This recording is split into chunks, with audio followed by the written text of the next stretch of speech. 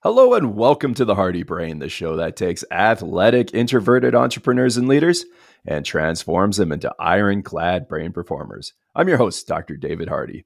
And today on our show, we've got another amazing guest. He is an award winning technological entrepreneur who has successfully grown and exited several technology companies and has worked with over 1,000 organizations across North America, Asia, and Europe to maximize business opportunities. Welcome to the show, Hubert Lau. How are you doing today?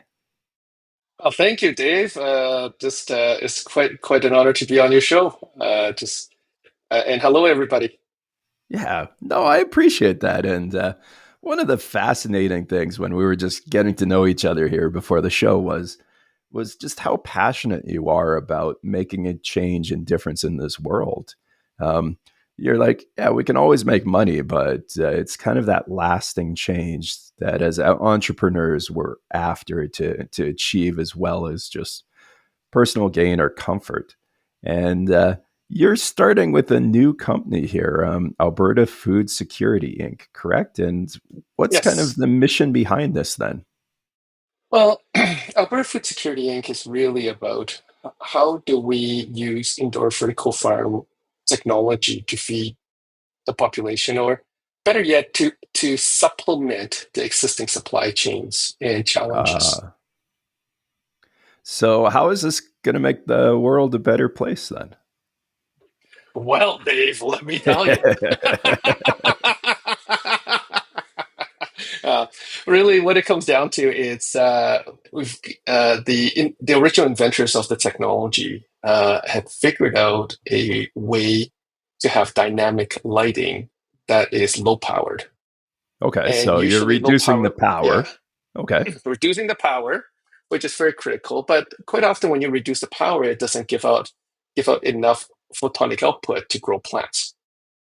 But where they cracked it was that we've already grown over 150 varieties of fruit, vegetables, and herbs. How many? So 100 over 150. Over So 150 now types. yeah, it's very And this can exciting. We're be even grown indoors in like a warehouse. indoors in the warehouse. We actually they had a farm inside the Calgary Tower, like the base of the Calgary Tower, for like over a year. Oh, yeah. And in there, they even grew for a little bit a apple tree for fun. It's not profitable at all. Like, I would not recommend it. Growing a tree indoor just doesn't really that. But there was to test out the technology, right? uh, Yeah, last week we were at a at another facility in BC with another company that we work with, and they converted a cannabis facility into indoor farming using our technology, and they have grown strawberries. Bok choy. They found that it grows really fast.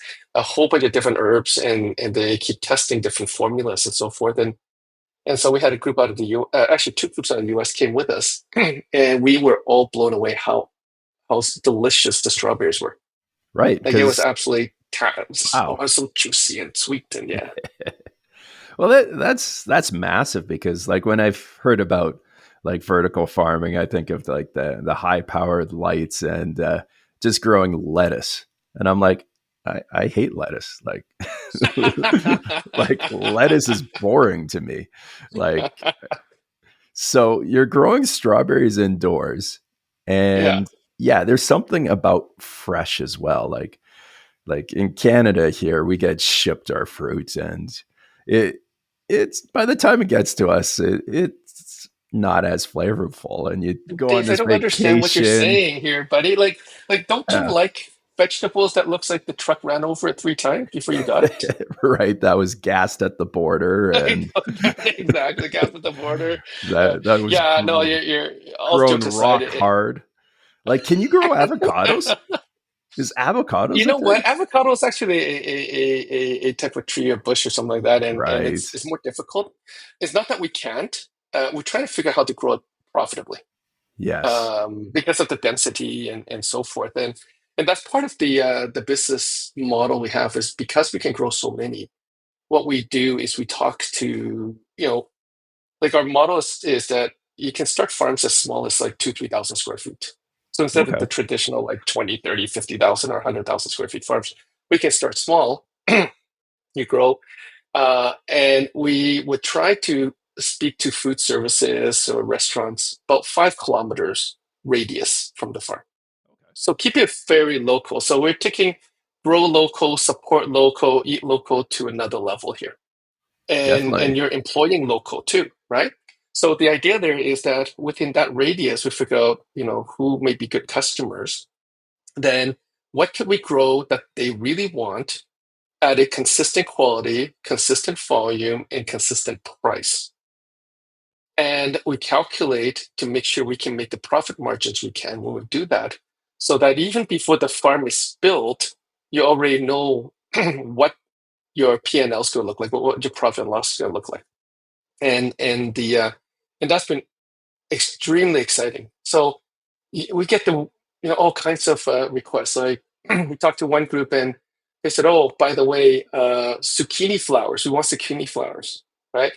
And it only has a 2-day shelf life, so it's flown in Ah, whenever possible. It's flown in from California, and that's 2 days. So now, if you can grow it 5 kilometers away from the store, well, that's a whole different ball of wax, right? And you're saving all of that transportation fees, and we don't even have to talk about greenhouse gas emissions and carbon credits and so forth. But really, it's very exciting. And then we talked to some African groups, and they said like okra.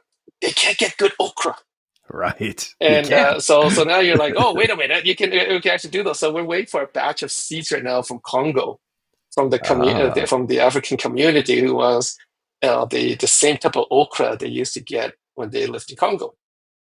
So it's really exciting that way, and you can really get involved with the community, get to understand their food and what they miss from home. yes. Yeah. And what a variety here, too. Like, yeah, you mentioned all of a sudden we could be exposed to foods that are fresh, but that we can't really get because the shelf life's so short, as you mentioned there. Mhm. Now, what about the nutrient value? Because the thing that's been quoted out there so many times is that the nutrient value of so many foods is just declining and declining, and that's really missing from our Western diets is actual nutrients that make us feel full and that help us um, in our daily lives and with our performance. What is kind of the nutrient value of something that's, say, warehouse grown, vertical farmed versus um, right out of the ground? Well, I'm not a nutritionist and a food scientist and so forth, so I don't want to say too much, but I'll make two comments. One is that we are going to be working with NAIT, so that's the Northern Alberta Institute of Technology. Yes. They Yep. have an innovation culinary kitchen, and they are actually going to do that study for us. So we're Oh, just working through wow. the So the it's details for coming. them to get. It's coming, and they were so creative. Linda Ho and Chris Song over there. Uh, they basically said, "Okay, you know what? We can test the nutritional value, but also let's test the cookability of your products, and let's get it to a bunch of chefs because they have the Ernest restaurant there, right? So they have the culinary arts school there too. So let's get to the chefs and get them to give us their opinions on how much they like cooking your products. So not only the nutritional value, Right. but the cookability and the presentation of the product. So we're pretty excited about that. And once that study is done, of course, we'll publish it. And we basically said, whatever you come up with, don't filter it because we don't want to be that company that tries to skew the marketing. We just want here's the facts, right? And if we have to change things, we change things. So that's coming. And on the other side is remember I was talking about strawberries earlier. Yes. Yeah. And when you buy strawberries from the store and you bite into it, there's a bit of white inside. And it's Yes. just like this ring of white. And I always thought that's what strawberries look like, and I didn't know better. So when we were there, the growers explained to us is the reason why you get the white inside is because the strawberry was harvested before it was ripe, and it ripened Yes. along the way, and that's why there's the white. So when we bit into the strawberries in that farm in BC that we were touring last week, it was red all over, like in the inside and so forth. And I was like, oh my gosh! And the taste profile is totally like it's. a lot better. and Oh, and just massively. I yeah, it was just another level. I'm like, I think now I'm spoiled. It's going to be hard to go back the other way, and go back to the store and buying, and that's great because I don't understand all nutrition, but I do understand that if you pick something when it's ripe and eat it, you're going to have better nutritional value than picking it raw and it ripens along the way, right? And so again, I'm not a food scientist, I'm not a researcher and all that, but we'll get the smart people to figure that out for us. However, just the basic knowledge that we have, we're pretty excited that this is going to be a better product. At minimum, the same nutritional value, but I suspect we're going to have a higher nutritional yield. Right. That is something. And yeah, you've been talking about like high-end restaurants or culinary things, and that blows No, my not mind high-end away. restaurants. I'm talking about like Chinese restaurants going Yeah, gaga over gailan and choy sum and bok choy, nice. uh, because what we didn't know until we got in there is like when we start getting into this, we said, "Hey guys, we're getting into this indoor farming thing.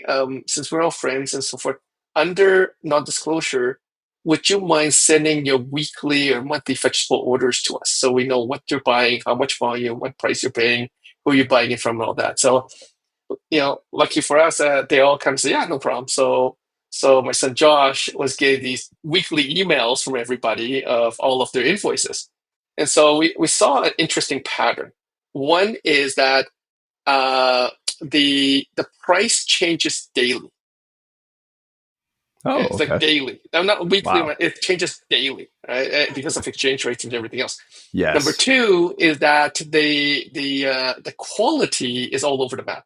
Sometimes you get the really beautiful veggies, and sometimes it literally looks like it got ran over by the truck a few times. And then number Yes. three is that quite often they can't get enough volume from one wholesaler or distributor, so they could go up to five different distributors to get the volume they need for their restaurants. And each distributor has a changing daily price. Right. What a So nightmare, now especially if I you're, know yeah, like if you're a restaurant owner and you have a signature dish that needs this, you want consistency. Like, there's not exactly. too many restaurants that change their menu with what they can actually ship in. Yeah. So Yeah. what we did was we go, okay, if that's the case, so we gave them samples of the products that we want to sell them after we calculated it. And now, like one restaurant owner in town here, he has six restaurants, and he tastes and says, "I have not had like gailan that tastes this good in over 30 years. This tastes like gailan we would get back home." I'm like, okay, that's a win. And then you go, second question is how much? So we said, we'll sell it to you, around or just below distribution price because we took taken out all the middleman and the logistics. And he's like, "Are you kidding me?" Because yeah. And then he thought it over and says, "You know what? If you can give us consistent quality like this at the volume we need, don't discount it from distribution. Just be the same as distribution. We're happy to pay that." And we're like, "Are you sure? Like we're kind of new on the block." He says, "No, no, no, it's good."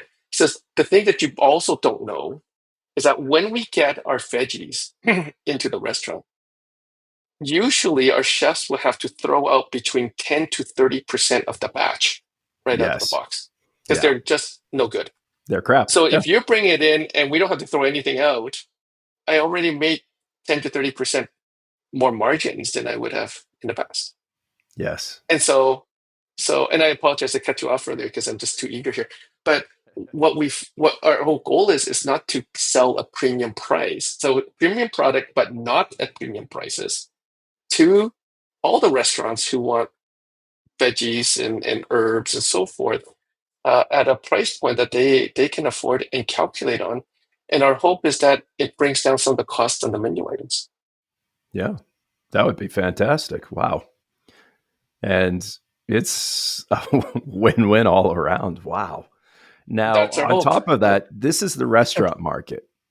And for like fresh foods and stuff. And I remember you stating that, yeah, COVID disrupted so many supply chains. And then there's other threats coming up too with supply chains or with tariffs, whatever that might happen. There is a restructuring going on with the food supply system, and rightfully so. There's new products coming out that hopefully gain traction because this is amazing. But on top of that, there's this health revolution going on as well. And there's so many food deserts, or there's food insecurity that's happening. And basically, the people that need the most nutrients too are the least likely to get them. They're eating processed canned food, boxed foods, and not fresh foods. So, can you kind of speak to like how many people, how many households are in this food insecurity, and what potentially could this product or similar things help with that? Yeah, that it's quite sad. I know in the US and Canada, it's like basically a tenth of the US, right?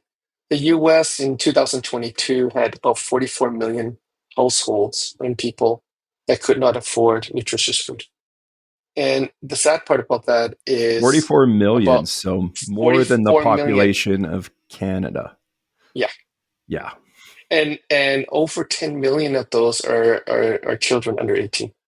Now, we're North America in the land of abundance. That Yeah. is absolutely effing ridiculous. I'm sorry if I almost swore there because that's how stupid It it is. is that we have that situation here. Like when we talk about third world, which is I think some people say is derogatory term now, but like in those lesser countries, they probably do a better job than we do because we're just not taking care of the people who need the food. So going back to your question is that from our perspective, uh, as we're building up this business, we need to start with the B2B market first because Yes. it gives us volume, teaches us so forth.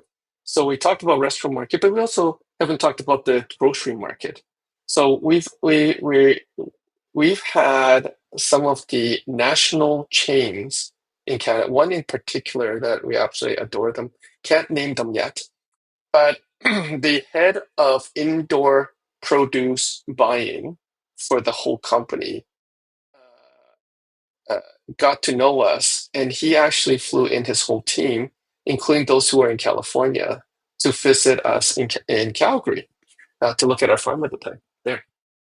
And it was a 45-minute visit, tour discussion. They stayed for 2.5 hours. And the reason why they stayed that long was that, again, we're just so blessed with some amazing people in our ecosystem.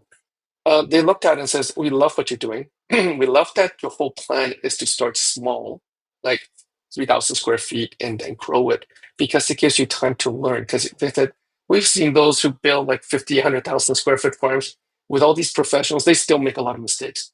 But the problem with their mistakes is that every mistake they make, the losses is monumental. And Right. when you're doing it small like this, it gives you a chance to learn, get better at it. So, and what we're going to do is we're going to work with you and help you through your journey, so that and so they're checking in on us every month and a half to 2 months to see how we're doing.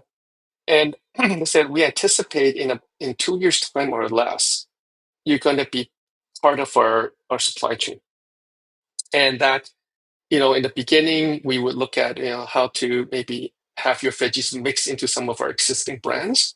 So we get to know you more, you get to know us more, we get to help you be more consistent. And then eventually, when you graduate to the next level, maybe we can help you create your own brand in some of our lower end stores to get you kind of moving.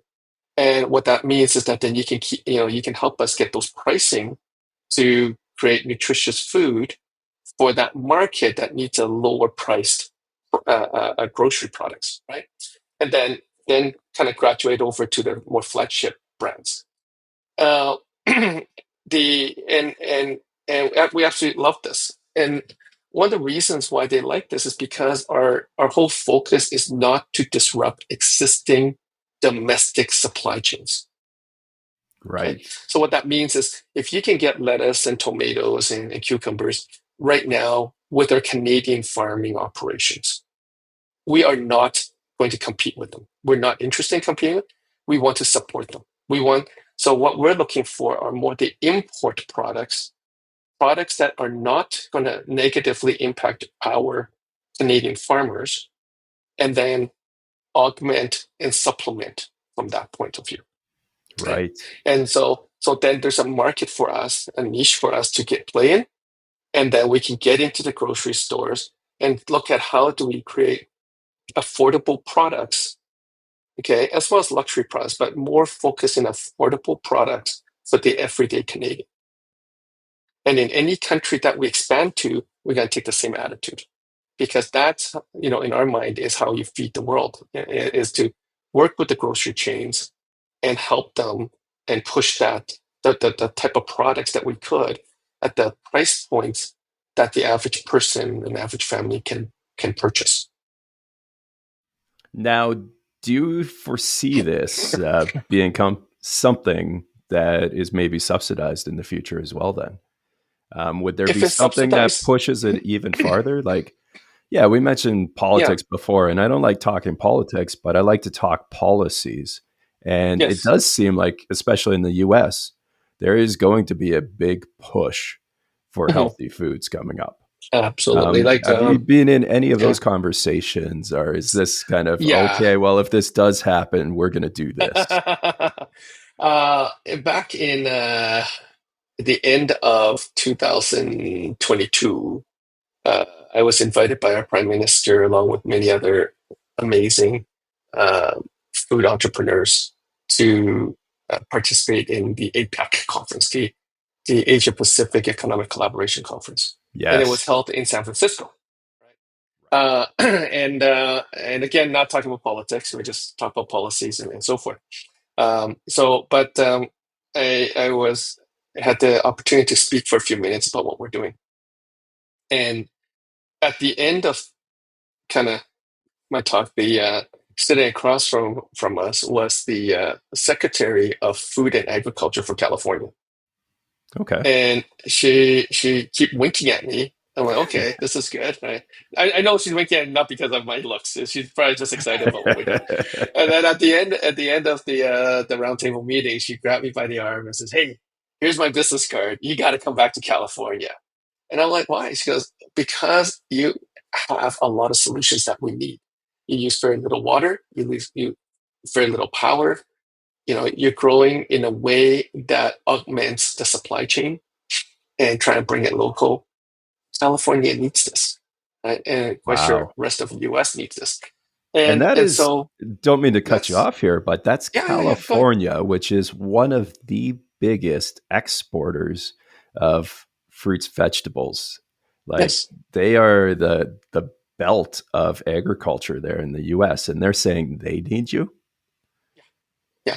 And so going Wow. back to your question, so from our perspective is if we can make our financials work without any subsidies, then we're not going to say no to subsidies and support if we can scale faster, right?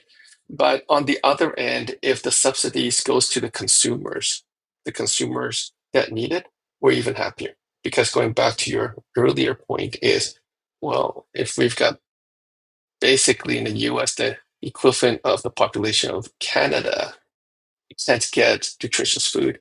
If we can help with that and be part of the solution, I don't think we're the solution. I mean, I'm not that Right. arrogant, Yes. Yep. but really, if we can contribute and motivate others to innovate alongside with us, heck, if they become competitors, it's okay. Competition is good. Like you're sharpening each other, right? So, but if it means that the average person or the families who are less privileged are able to get more nutritious food for the whole family, that's a huge win for all of us. And as tech Absolutely. innovators, as or ag tech innovators, we should be celebrating that together. Just it just is more meaningful. That's the whole reason why we do what we do and take the risks that we take. Right. Now, there is a lot of risk with this because, as you mentioned earlier, there's been a lot of companies that had high margins and went under. What are the challenges to growing strawberries or all these other things indoors that people just aren't aware of? Like, what are the risks with this and how could it maybe not Yeah, happen? the and you can probably search a lot online. Like you're absolutely right. Uh, when we first got into this and looked at it, it called up some of my contacts over the Rabobank. And Rabobank is out of the Netherlands, but they're worldwide. They're the largest agricultural lender in the planet. So Okay. they know agriculture, right? Yes. And so we're very excited about this technology. We're going to do this, and that. And we're going to start with the first farm, which is about 3,000 square foot downtown Edmonton. And we're going to prove it out and so forth. So, and we had the whole model laid out. And so we talked to these guys and see if we can get some financing. And they're like, well, got a problem because we have a mandate from our board of directors that internationally we are not allowed to finance any indoor farm operations anywhere in the world for the next year because we've Whoa. taken so much loss, like Wow. so many. And I remember looking at my son Josh. I'm like, oh man, okay, so it's gonna be one of two situations. It's like my business partner Ted used to joke. He says, okay, so you got two shoe salesmen goes to Africa in the early 1900s. They land, they look around. The first guy telegraphs back to the head office, says, "This is a total waste of money. Nobody wears shoes here. Right. I'm leaving." The second guy telegraphs back and says, "Send more salespeople. The market is massive." Because nobody's wearing shoes. Right? So we had to figure out what the heck is going on. Like, is it A or is it B? And we're not smart enough to figure this out. So we did some research, and we actually had we were talking to a professor from Taiwan who happened to be in Edmonton at the time. Was like, could you do us a favor because you're big in the ag industry, you have lots of contact worldwide. Could you do a like a formal study and publish a paper to talk about why indoor vertical farms fail worldwide? Right, and he even found a study that it was like something like, and don't quote me on it, but it's something to the effect that 70% of indoor farm operations in Japan are not profitable. Right, Wow. and Okay. I'm like, and that's like the center, like that's the epicenter of indoor vertical farming. So he came back. There's a paper, and they basically one, and just very briefly, cap cost is high, like the build cost is very high, operating cost is high, and a big factor of that is the electricity use. Then your labor costs, you need lots of experts on staff, so your labor cost is high. Then you already touched on the nutritional value, like consumers may not trust the nutritional values. And uh, oh, they scale too fast, so they don't learn, and so that kills them. And there's a couple others I just can't remember off the top of my head now. But so we actually went through using our technology and said, okay, how many of these factors have we addressed or can address? Oh, and one was pest and disease control, right? Oh, So that makes sense. yeah. So we looked at it because we use so little power, so little electricity, and everything is power over Ethernet. So instead of pulling power plugs everywhere, you're basically pulling a data network, okay, and you're powering it over network cables. So like you're plugging in computers, right? So it uses pretty much each one of our lights use about the same as your internet phones that could be on your So it's desk. like targeted sunlight.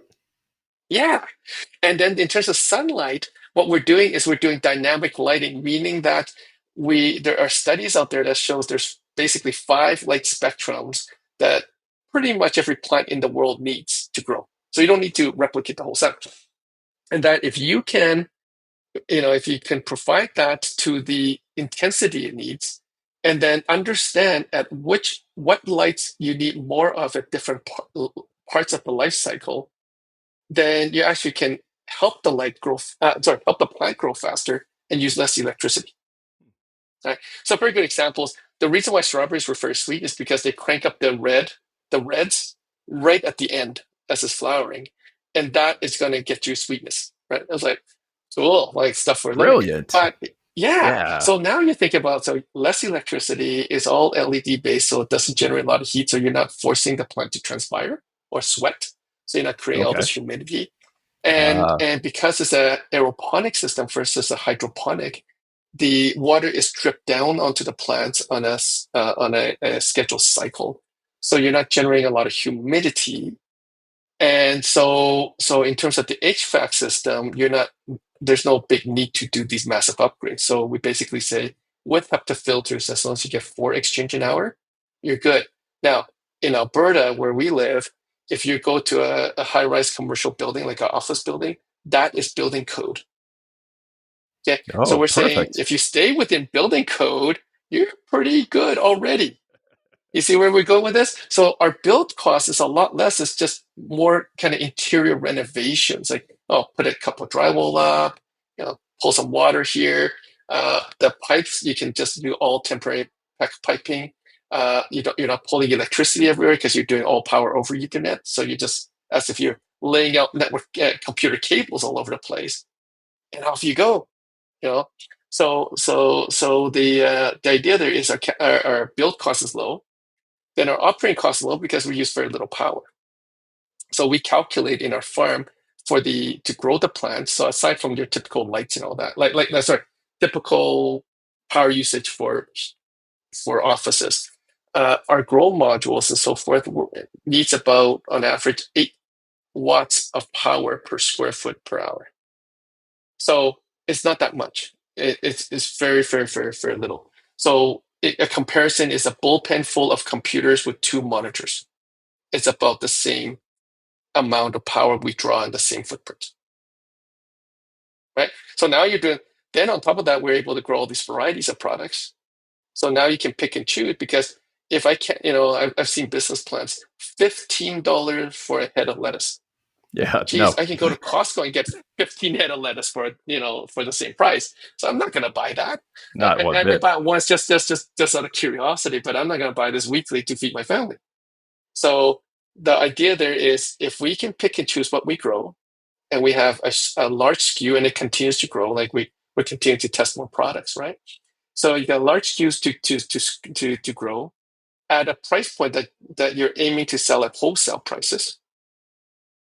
Okay, and you're able to keep your cap cost down, your op cost down, then you're in really good shape. And then a lot of the disease control and pest really came down to you got to follow the certifications that the Canadian government gives you or any government gives you for indoor farm. Because a lot of times it's because, and we talked to other farm owners who ran into problems, they didn't follow anything. Like when they walk in with their outside shoes, they don't put a mask on and so forth, and people coughing all over it. They don't wash their hands before touching anything. Well, in any situation, you're going to be passing disease around, even Right. between humans, right? If you're not respecting the plants that way, you're going to do the same thing. You're going to infect the plants with some nasty thing. So if you just do those basic functionalities based on the GAP certification, the Good Agricultural Practices certification, uh, you're good. And there's auditors that can come and help you make sure you've got everything right, that you haven't missed something. So if you done all those pieces, all of a sudden you could you increase your chance of profitability quite a bit. And for us to kind of really nail it is that we get customers first. Oh, that was Right. the other study. The market misalignment in pricing was another factor that they found. So we Ah, address that by making sure we start with the customers. it makes sense. They're the ones who are hungry for this, and there is a big demand out for this.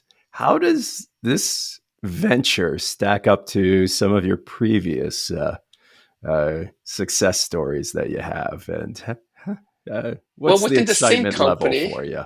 yeah. So with the same like the so let's just talk about TrustMix for a second, our public company that the Alberta Food Security is a wholly owned sub. So we've got other things that we've done in the beef industry and so forth. And I have to say, I really like the livestock industry. Uh, when we got into the beef industry, the Canadian beef industry, they really embraced me and taught me so much, and I still got lots of great friends there. And our goal in the beef industry is that we have an amazing team that helps auction markets, the livestock auction markets, run their auctions, like the on-premise livestock auction way. And we love the fact that we are helping and we're a big part of the price discovery to between the buyers and sellers to maximize benefit from both sides. So that's really enriching because you're helping farming families. And when we got into do the traceability with companies like McDonald's and Loblaws and so forth, that was very exciting because we were able to actually work with the industry to track from gate to plate, which is our registered trademark, and for sustainability claims. And so companies like McDonald's, Loblaws, Cactus Club, Hardee's, and there's a whole bunch, they were able to make certain, and Chop Steakhouse, they're able to make certain sustainability claims on the production of the food. Um, and and to add another level to that, we were able to convince the industry to have the retailers pay a financial premium back to the farming operations across Canada. And we had the opportunity for many years to be the system that distributed money to the farm families across Canada. And it was not a government program, it was a private industry initiative. And to this day, is still running and so forth. So that those are really exciting things, right? Now, what we're doing with the indoor farm is another level because now we can hit potentially every family across Canada. Right. Because not just the industry, but every family across Canada. And that it's not just about working with the big players in the industry, but it's really being able to work with all players in this industry. So we designed our business model so that we can work with the local restaurant right up to the national chains. When we look at employment, what we try to design our employment strategy is not just for everyday person that can work here, but more specifically, those in the autistic spectrum can work with us. So there's a group that specializes in employment of people on the spectrum. We can work with them. Imagine how many families that when you may have to have somebody, the husband or the wife have to stay home to look after young kids or the elderly or someone who's ill. Now we could actually employ those people because we're flexible with our hours. Right? So Ah, the plant doesn't care if you harvest at 2 in the afternoon, 2 in the morning, no, only the right? restaurant. So or the restaurant. So as long as you can deliver it at the right time, right? Right. So really what it comes down to is all of a sudden there's this whole hidden workforce that wants to work because their family needs the income. We can actually supply that. And then of course we continue to work with indigenous communities and so forth because they matter to us. So it's all inclusion and all the interest groups could be part of this. So that's on the employment side. We already talked a lot about restaurants and so forth, so I'm not going to touch that anymore. But it was also designed so that if you're a building owner and you got commercial buildings that post COVID, you can't seem to rent it out. Right. So now you could be stuck with a commercial mortgage, and what are you going to do? So you could actually work with us and become a farm owner, and you can put your own farms in because all our farms are designed to pay rent, right? And it's rent that's comparable to a tenant. So it's not like, oh, you got to give us this really cheap rent. So, but it makes more sense if the building owner owns it because they can really say, well, how much rent do I want to pay to my building? So I basically create my own cap rate again, and I can actually free up the money out of The this fixed asset, the right? creative accounting side of it. I love it. There you go. There you go. Yeah, I better watch how much I say because I don't want CRA to show up my door. But really, this is all legit though. Like if you think it about it, it's just is. different Yeah, businesses you're using, and it's you're paying rent, and business. you're moving money. You can still pay taxes on both businesses. So Yeah. CRA, you're paying taxes, okay? But and, and it's important. It's important. It's important. Pay your So taxes. pay your taxes, okay? All right. So the final part was that understanding there's so many failed farms out there, especially if we look at the smaller players, who may have the 2 to 5,000 square foot farm. There's a very good chance they raise money with friends and family. There's a very Yes. good chance there's personal guarantees on it. And if their farms are not working because they can only grow certain products and it's not profitable, I can bet you they are losing sleep. They're wondering, if I need to declare bankruptcy, what am I going to do? Do I borrow more money? Do I hang on? Do I give up? All of those conversations are happening in their heads at night and in their family dinners, right? So we actually designed it so that we could help them by putting our technology in, even teach them and help them find their customers within 5 kilometers radius, right? And how to have those conversations, how to get those contracts in place. But they still don't have any money to buy new equipment. So we've been, every week we've been talking to different investors and investor groups to say, look, if you are willing to buy our equipment, and we'll help you manage this, we will help you deploy the equipment to these types of farms that needs your help.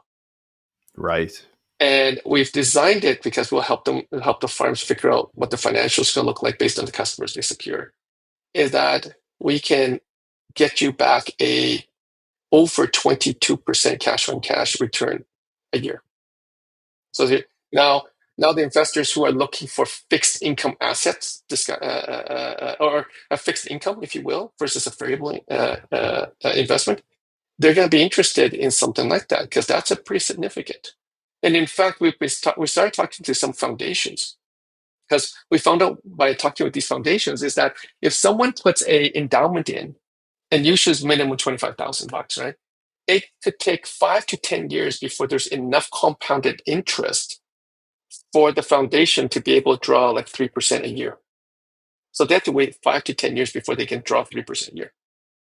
This way, we could actually help foundations where if someone donates and do it the same model, instead of the investor keeping the money to themselves, they can actually give that to the foundation, or donate or gift it to the foundation.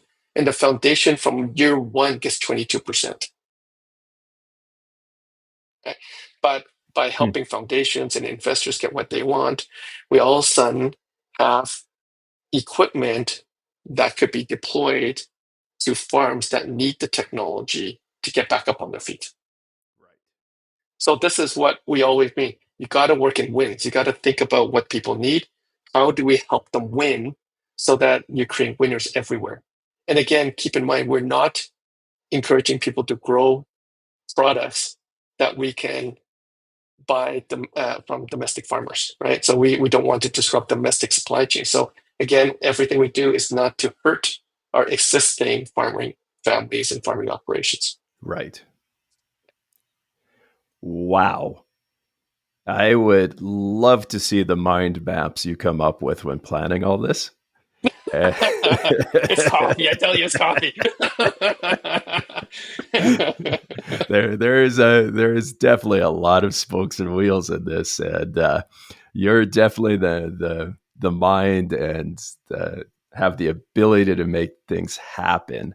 So how do people find out more information about you, whether it's about the vertical farming or how to pick your entrepreneurial mind? Where do they find you? Our website is albertafoodsecurity.com, so you can get all the information there. For anybody who wants to contact me, if you email hlau, HLAU, at albertafoodsecurity.com, you'll get me. And I'll just give my cell number because everybody in the planet has it already. It's 780-235-6889. Just let me know that you heard me through Dr. Dave's podcast. Otherwise, I may have to ignore you, thinking that you're some guy out of some country who's trying to tell me that I owe taxes to CRA. Because I pay taxes, so I shouldn't be owing anything to CRA. Yeah, no, but it just reference it, and then I know you're legit, and then we can have a conversation. Perfect. So definitely check out Hubert, and stay tuned to the next episode of The Hardy Brain, the show that takes athletic, introverted entrepreneurs and leaders and transforms them into ironclad brain performers. Take care.